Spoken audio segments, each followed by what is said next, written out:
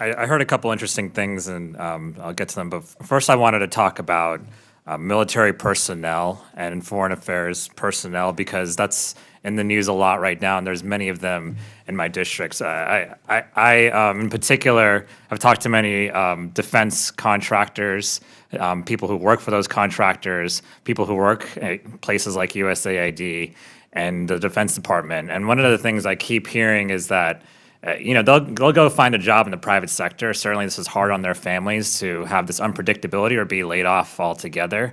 But what they're concerned about is the work, really. A lot of their work sustains our importance and our influence in countries they work in or regions they work in. A lot of our work and the work that they do is critical to our safety, and sometimes it's not easy to explain. It's not easy to explain. Nuclear scientists is making sure that our nuclear arsenal is safe. But when you fire all the nuclear scientists, one, how are you supposed to get them back, right? They're having trouble getting them back and walking back that mistake, for instance. And two, do other future nuclear scientists want to join our government and help be a part of the solution, help the safety and security of the American people, and take a lesser salary in many cases to do that? Are we a good employer, right?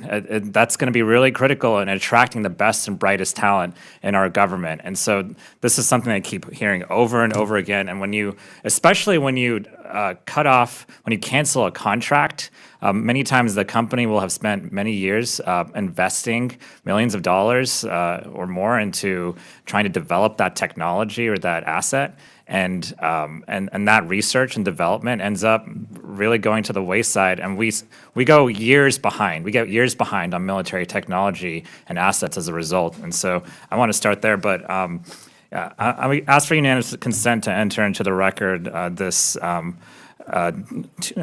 24th, 2025 article from the Washington Post titled "U.S. Votes Against UN Resolution Condemning Russia for Ukraine War."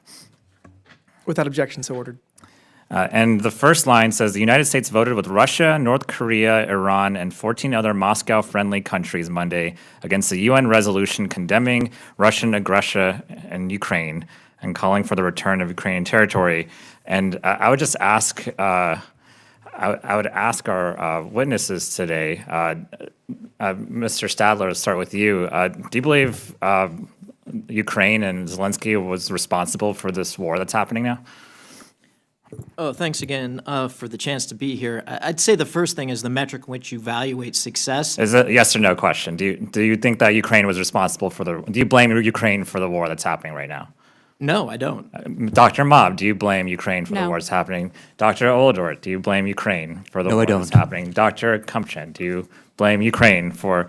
Okay, it's interesting. And then what about this UN resolution here? Do you feel like it was appropriate for the United States to vote against this resolution, Mr. Sadler? I think it's the wrong metric to evaluate. Getting a lasting peace is the real thing, not a meaningless UN vote. So you believe that the UN, we should have voted with Russia, North Korea, and Iran on this UN resolution? No, the end is what I'm focusing in on. Do we get a lasting, meaningful peace between Russia and Ukraine that serves American interest?